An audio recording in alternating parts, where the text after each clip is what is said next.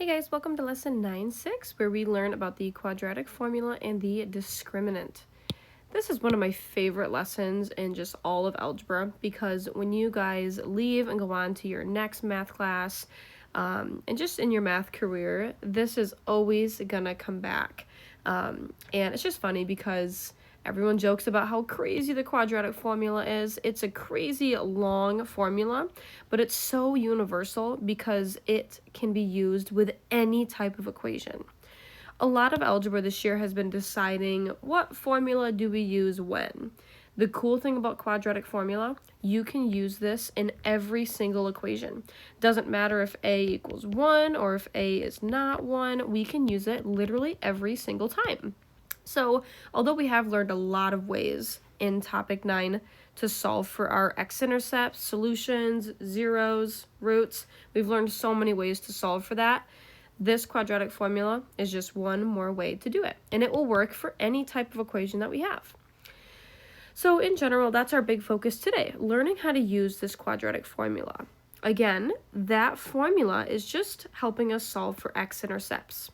We have another word that we're going to use for x-intercepts, root. All of these words that you see here, these all mean the exact same thing. We're still looking for x-intercepts, and this formula will help us find those.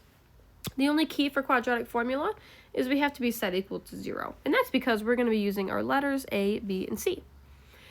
We'll come back and talk about discriminant in a little bit, but just kind of the basis of the discriminant, it's just one part of our quadratic formula, just the part under the square root. The discriminant doesn't tell us what the x-intercepts are, it actually tells us how many we have. So we'll come back to that in just a little bit. Let's go ahead and try example 1. All right, let me clear this out. It says, how can we use quadratic formula to find the solutions of our equation? The only thing that we need to make sure of with quadratic formula is that we are set equal to 0. Otherwise, we can use it every single time. So to get this equation set equal to 0, I just need to move that 4x over to the other side. And when I do, here is what we have. But I would like to have this ordered from A, B to C, kind of like our quadratic form, so that we can easily find out what those numbers are and what letters they represent. So I'm just going to order this by putting the x's first and rearranging like so. All right, now we're ready to use the quadratic formula, you guys. We need to identify A, B, and C, and I'm going to write those off to the side. The A value is just 1, the B value is -4, and the C value is -7. The quadratic formula is a lot. It's crazy. There's lots of parts to it. I'm going to go ahead and write it down, just copying it down from our vocab, and then we're going to plug in everything one at a time. So the quadratic formula is -b plus or minus, and then we have a very large square root, b squared minus 4ac, all of that over 2 times a. No, you will not need to have this memorized. After I play you guys a song, it probably will get stuck in your brain, but for now, you do not have to have this memorized because that is a crazy formula. Today, though, all we need to do is plug and chug. We need to plug in our A, B, and C values into where they belong in the formula, and then we'll see how we can simplify.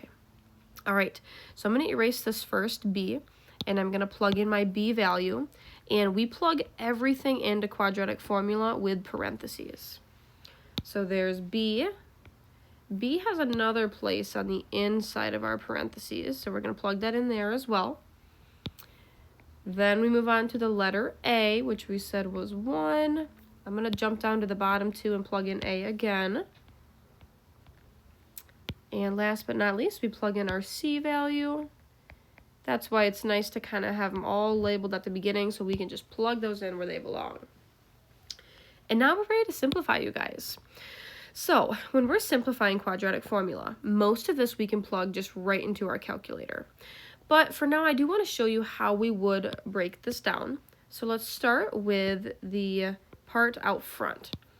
So here we have a -4. Those two negatives turn to a positive, and the plus or minus is always going to stay right out in front of the square root.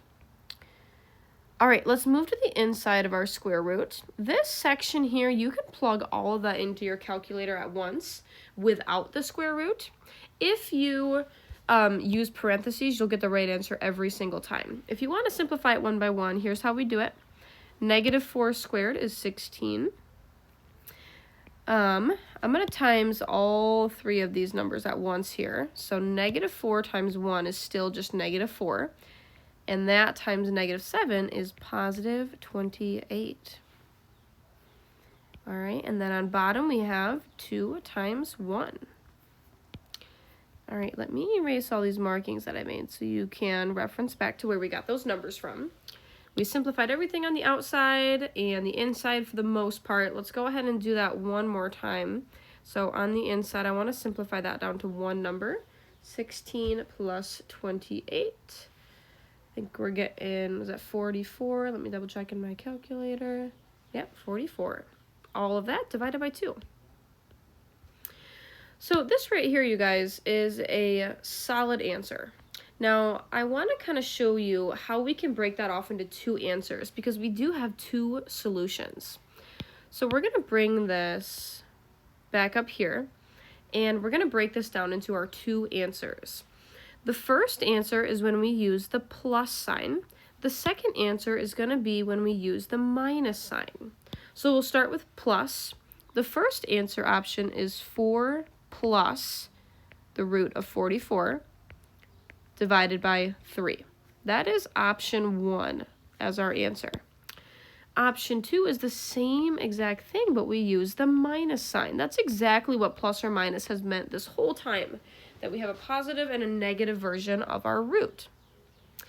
Now, if we want to plug these in our calculator and find the exact decimals, you can see them on the screen here, we do want to put parentheses around our numbers on top, and then we can divide those each by 3. And when you type each of those 2 answers in our calculators, we should be getting about 5.3 and about -1.3. When we do a quadratic formula, we can either get 1 solution, 2 solutions like we have here, or no solutions. What these numbers are, you guys, is just what they've been this whole time. These are our x-intercepts. If you plug in this function on Desmos, you're going to see where we cross the x-axis at these exact 2 numbers. All right, if you want to try a quadratic formula on your own, go ahead and pause and try the next 2. Otherwise, if you're feeling stuck, let's go ahead and do these next 2 together. All right, first step, we want to make sure with quadratic formula that we are always set equal to 0 to start. So we're going to move our x squared over. It really doesn't matter which way we move things. As long as we're using opposites, we can either move the x squared over to the left side, or we could also move these 2 numbers over to the right. Either way would work. I'm going to go with the easier option and just move one term, move that x squared over. And when we do, I'm going to order these by highest degree. And here is our equation. Off to the side, let's identify our a, b, and c values. A is -1. B is -4, and C is positive 21. All right, let's go ahead and do quadratic formula. We're going to start with -b, and our b value is -4. So -4 plus or minus. Let's draw our big square root, and we start with b squared. So b is -4. Well, let's just plug everything in with parentheses to start. B squared minus 4ac. Plug in an a and c with parentheses as well. So we have the whole top part of our quadratic formula. The denominator is typically the easiest part, 2 times a. 2 times the a value. All right, let's go ahead and simplify everything on top to start. 2 negatives are going to make a positive out front. So we have 4 plus or minus. Let's work our way to the inside of our square root. Positive 16. Oops, did not mean to erase all of that. Here we go. Yep, positive 16.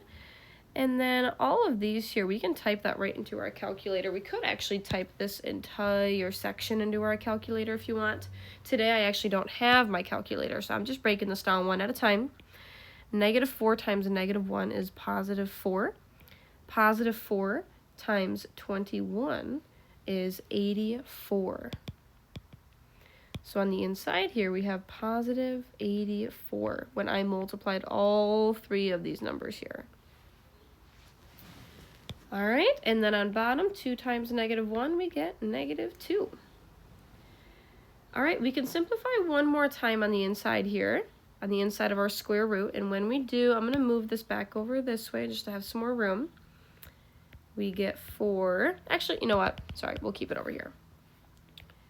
We get 4 plus or minus, I believe that's perfect, 100, isn't it? Yeah, 100 on the inside all over -2. This is a perfectly acceptable answer. But now that we have mastered the concept of plus or minus, I really want us to try to break that up into our actual two answers.